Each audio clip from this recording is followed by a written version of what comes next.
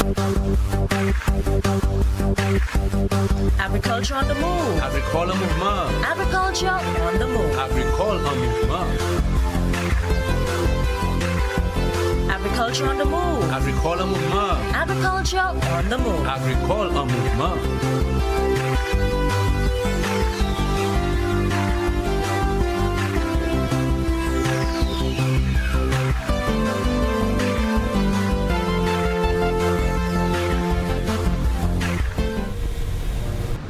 Hello again, St. Lucia, and welcome to the program, Agriculture on the Move.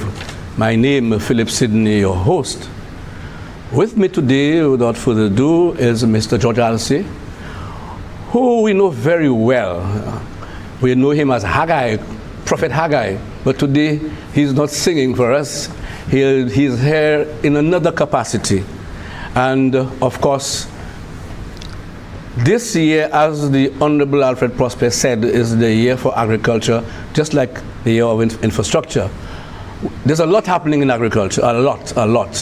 And this is another program to tell you what's there for the fishers, what's there for the farmers. But this program is specifically for farmers. And Mr. Alcee is the technical officer for crops under the UBEC project. Welcome to the program, sir. Thank you very much for having me, Mr. Sidney. Great. George, a lot is happening, and that's why I think you're back in the ministry to give some support, some technical support, as far as our food security or insecurity is concerned, to lowering our food import bill. I think all what we are doing, all the projects that we have undertaken equals that. So tell us about the UBEC project. Okay, first of all, let me say that the UBEC project is a World Bank project, and UBEC means unleashing the blue economy of the Caribbean. And under that UBEC program, there's the contingent emergency response component.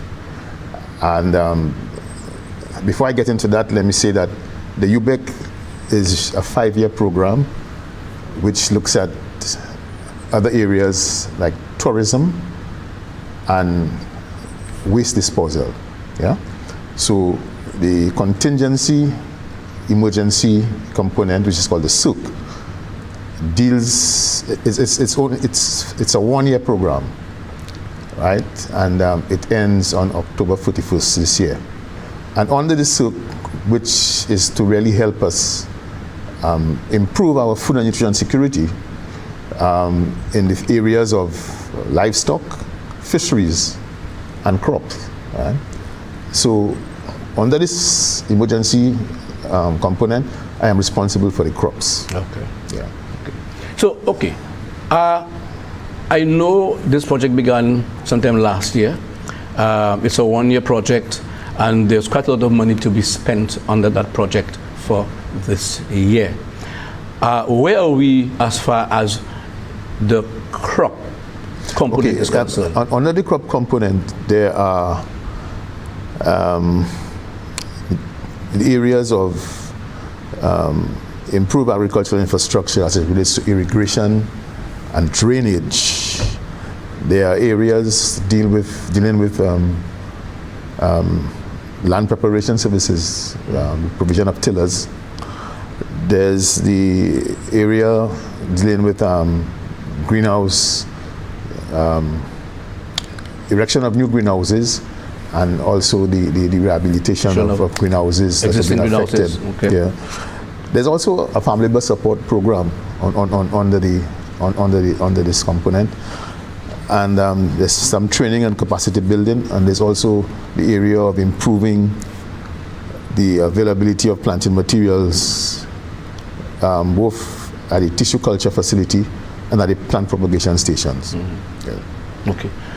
I know they have started off with the distribution of fertilizers, right? NPK. Okay. Right. So fertilizers have been made available. I mean, from last year, all the fertilizers that have been distributed thus far under this project. So the fertilizers have been made available for the Musa species, bananas and plantain, is 6824. And we've also made fertilizers available for vegetables and other fruit crops. So we had 12-12-24 and 12-24-12, right? Available. Well, the distribution has commenced and that has been going on for a couple of months now. There's also another set of fertilizer to come in to be provided to farmers. There's also some lime that has to be brought in also that would help with the banana farmers and with the farmers for other crops. I'm happy you mentioned the question of the lime. The majority of our soils in St. Lucia are acidic. I'm sure you know that. So you don't think the lime should have come in first before the fertilizer distribution, or was there a formula going with the fertilizers first and then the liming after? Well, I'm not. Well, we know what should have been, but I only just came on the project, and so we're trying to accelerate activities because it's really an emergency. Right. And the project comes to an end October 31st. So the issue of lime has come to the fore, and I think I'm not sure in terms of the procurement whether the lime was delayed, but I know that lime for sure It's part of the formula. Yeah, it's part of the formula. So I mean, these days with distortion in trade, sometimes you probably import something and there's delay in delivery. Okay. You know, so but the lime is, I mean, as we know, is clearly important in terms of doing remedial works when it comes to the pH of soils. Right. You know. Correct. What's the criteria for a farmer getting fertilizer? Well, the criteria with the Musa species, the criteria was with the banana development unit. And the criteria would have to be that the farmers would have been in bananas. They should be registered farmers producing bananas and planting over at least for 1 year. The lands, the legal title or, to lands and so on. Okay. These are some of the criteria, you know. But I mean, the extension people, the banana development people, the extension would have those farmers in their database, and the requisite criteria would have been given to them in terms of, you know, the farmer being registered, he being a bona fide farmer, he being in production, you know, and that he has his other resources to take care of the farms and so on, as assessed by the extension officers. Okay. Yeah. You mentioned tillage. I know the Taiwanese did provide some equipment for tillage, but under that program, there is. Well, under the program, the Agriculture Engineering Division would have acquired 8 tillers. Under the program? Okay. Which would be part of the program, but they would have acquired it under a different funding scheme. And those tillers will be placed 2 in each of the areas. So 2 at Union, 2 in Roseau, 2 at Mabia Valley, and 2 at Volet, right? And those tillers will be available for use under the project, right? But before we get into the tillers and land preparation, one of the first areas that we really pushing to see done before the rain starts is that of irrigation and drainage. So there's irrigation rehabilitation that is to take place in the Roseau Valley, Delsey and Gayabwa, right? I'm sure you know the history of Delsey and irrigation. So there's those 3 areas would be tackled in terms of the major areas for irrigation. So the Roseau facility, that would be rehabilitated, and the farmers within 104 acres of the facility would benefit access from that. benefit from that. And I think the project also details the provision of irrigation lines and pumps, etc., to help those farmers within that area. So this service is free to the farmer? Yeah, everything under this project is free to the farmer. Okay. Farmer doesn't pay for anything under this project.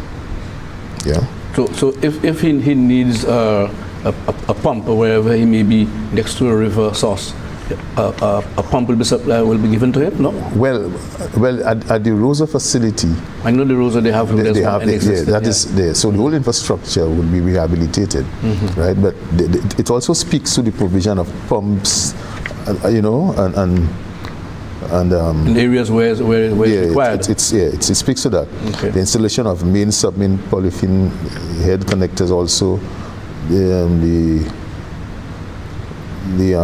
irrigation equipment in Roseau, installation of 140 acres of on-farm lines in Roseau, and so on. So a lot of that based on the assessment.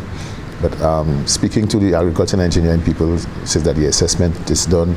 So the question is really implementation now, and I think it's really time that we move in, because we don't want to get into the rainy season when some of the earthworks that needs to be done, because in the Roseau Valley also the question of drainage. So the drainage that we speak of in this project includes the Roseau and the Maki estate area. That's right? the drainage. The drainage as major drainage areas, right? So there might be other areas that we could probably get into,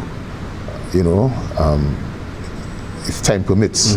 But the major areas for drainage now is the Mabia Valley, the Roseau area, and the Maki Estate. Maki Estate. Yeah. Okay. That's two major producing areas, and which need drainage. Okay. Yeah. But going back to irrigation, you mentioned Roseau.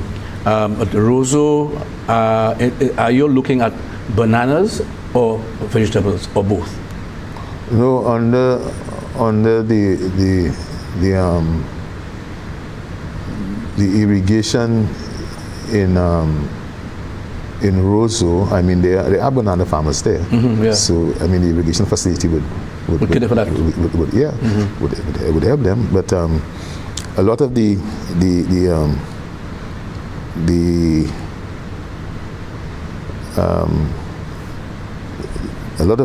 support on the drainage and irrigation would also support banana farmers.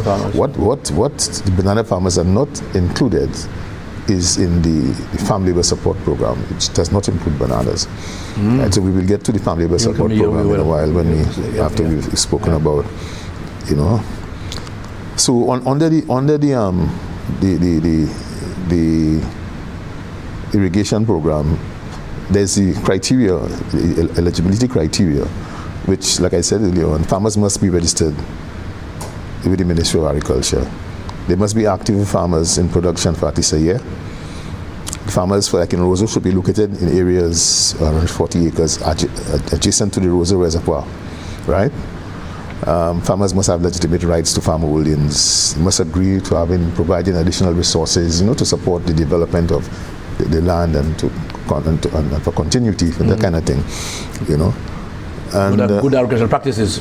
Of course, to continue the work that you started with the extension officer after having assessed and approved, and the level of training that you would have had to continue that level of work. So you'd agree to, But of course, this will be done under supervision. There'll be a level of supervision to ensure that the farmer does what is required of him.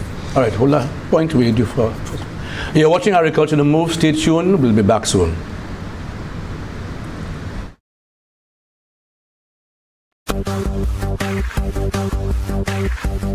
Agriculture on the Move. Agricole Movement. Agriculture on the Move. Agricole Movement.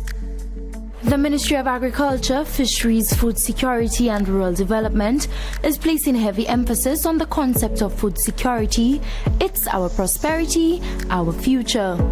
The enhancement of the efficiency of production, distribution, supply chain in the fruit and vegetable sector project, more commonly known as the 7 Crops Project, is intended to increase local production of all selected crops and decrease our food import bill through the diversification of the agricultural sector and increased production of the targeted crops.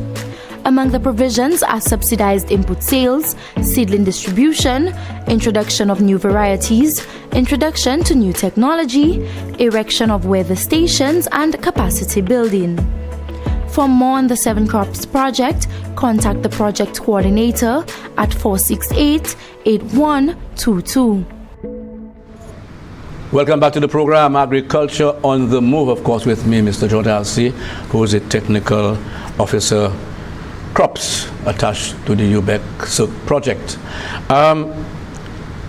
Georgie, we have been speaking quite a lot on getting farmers to be sensitized as far as the program is concerned. One of the components that we used some years ago, which worked well, and it's a given that the farmers need support, especially farm labor support. Okay, I think that has again revisited, and it's under this program. Tell us about it.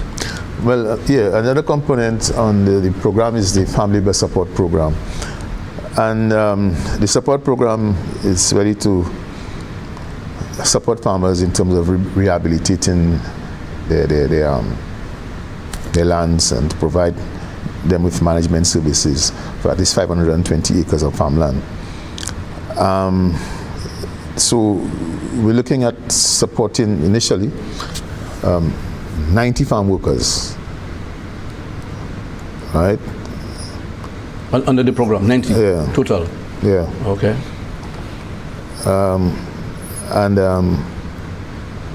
we're also looking at the support in terms of supervision, seeking to employ about 14 supervisors, 2 per agricultural region, that would to monitor and develop with the farmers what the program for the week would be, to take a register, what is happening, and also provide some level of backstopping, technical backstopping if required. So the issue is to really provide, because labor has been a major concern for the industry. Right, farmers complain about not being able to have the labor, the quality of labor, and the output with the requisite output.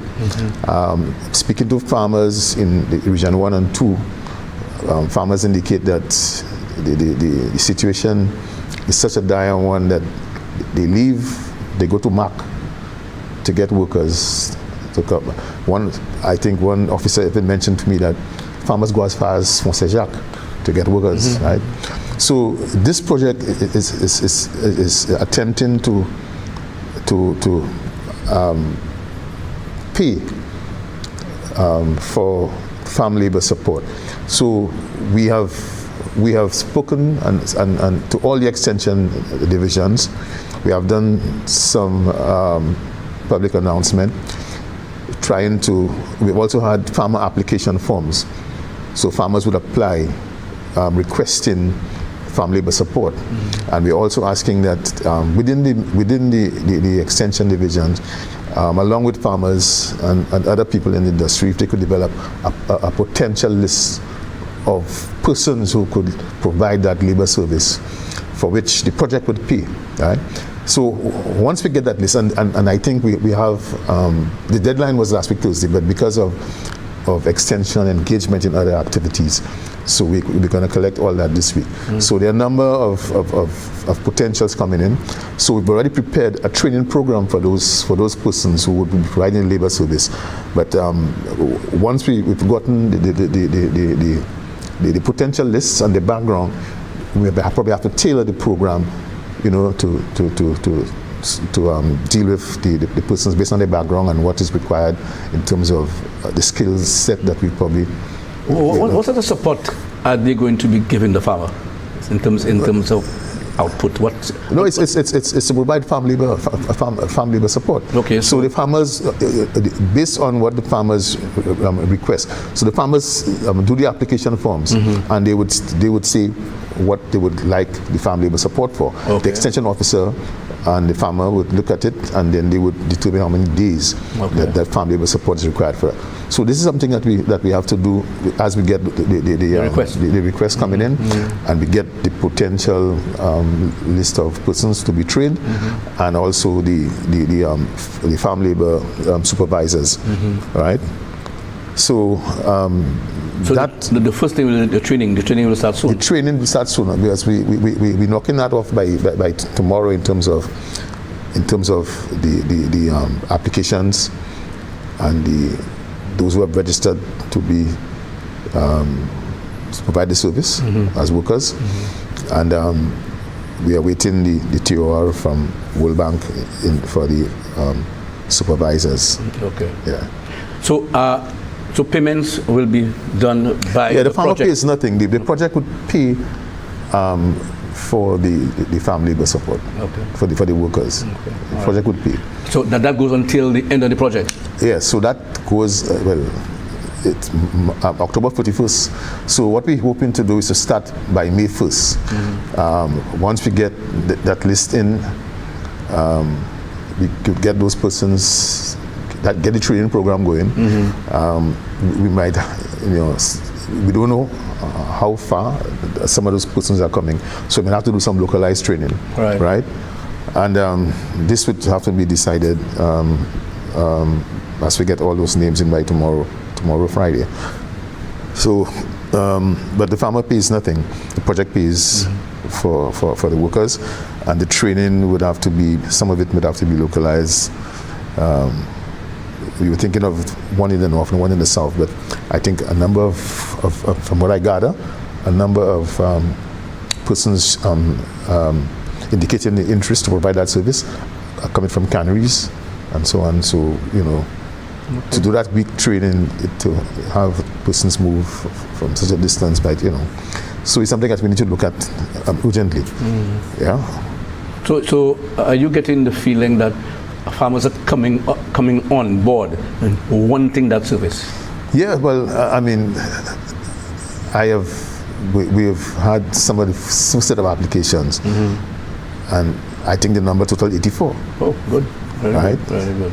And that is only a few applications out of Region 6.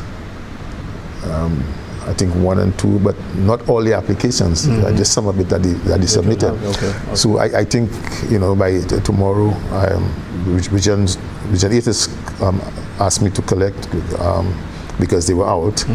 Region 8, Region 3 and 4. So we would tell by Friday when we tally. What's happening? Yeah. But I think the response. The response has been, a good one. People have been calling me, saying that they heard of it, and there are some persons who have been on the NICE program before, who had a fair idea, and they are also supporting in terms of identifying and recruiting persons who will provide the labor support service. So at the end of the program, if the farmer wants to keep those, but if the farmer wants to keep the service beyond the time of the project, and it would be a good thing to continue. Like I was saying earlier on, that we have that issue of labor unavailability, and it is regrettable that we have a labor problem in the agriculture sector, but we also have a labor support program for overseas. There are a number of persons leave and go to North America to Martinique and so on, Canada and to provide that service. Correct. And in St. Lucia, it's needed. There's a dire need for farm labor support. Yeah, as we're moving on, I think you spoke about the greenhouses. Give us an idea of what the criteria for greenhouse farmer getting the sort of support? Well, you're getting some 23 new greenhouses, right? Yeah, the idea was 23, but I think it's going to be a little more. So it is really providing new greenhouses to farmers who have not been a beneficiary of any greenhouse before. Right, so it is, the erection of a new greenhouse, if it's irrigation lines and so on and everything, all the things that come with the greenhouse. And further, there is also the rehabilitation of greenhouses. The initial thing was to rehabilitate 16 greenhouses that were damaged, 16 greenhouses under the YEP program that were damaged. But I think the project will have to go beyond that in terms of other farmers, to support other farmers who have had, would have to go beyond that. So these are the things that we're working on urgently. As a matter of fact, today we started to visit the sites which for the new greenhouses, the sites that the extension recommended. The farmers and the sites recommended. So we started today in Region 7, Canaries and Roseau and Bel Air. Actually, just to establish that all criteria is met, and that the persons are in agreement in a number of things in terms of the MOU, etc., etc. Okay. So for the new greenhouses, the criteria really is, one, you have to be a registered farmer, at least 1 year in agricultural production. You have to present a production plan. So you need to find out, your plan must detail your current status in terms of what is your annual production in whatever you're doing, right? And what are your markets? And you must also show, what is your strategy for expansion. With the greenhouse, what would be the difference? Kind of justify why you really should have a greenhouse. So you probably give us a pre-crop cycle of what you want to do, what are your potential or your new markets and so on. And with the comments by extension or the farmer, just to justify why you need a greenhouse. There's also the issue of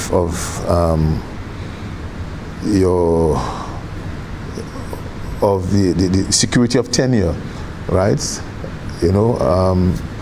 In that you don't want to be on a piece of land where you just rent it. Tenure is 1 year or 2 years. Yes, 1 year or 2 years, so and you don't have that legal document long term, an extended period of time.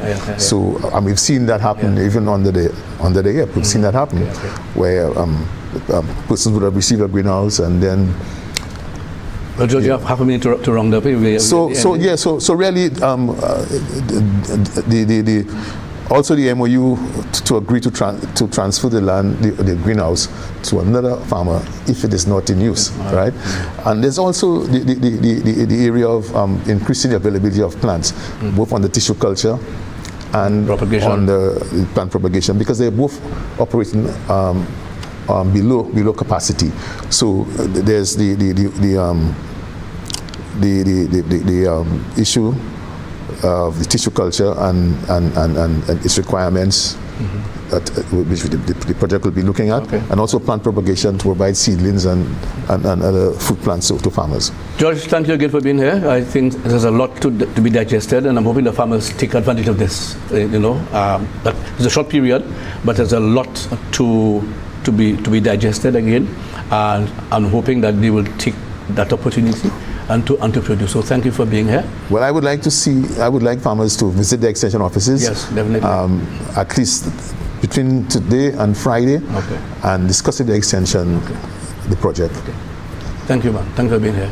You've been watching Agriculture on the Move. I want to thank you for viewing the program, and remember, farmers out there, take advantage of this situation, because it might be just a one shot.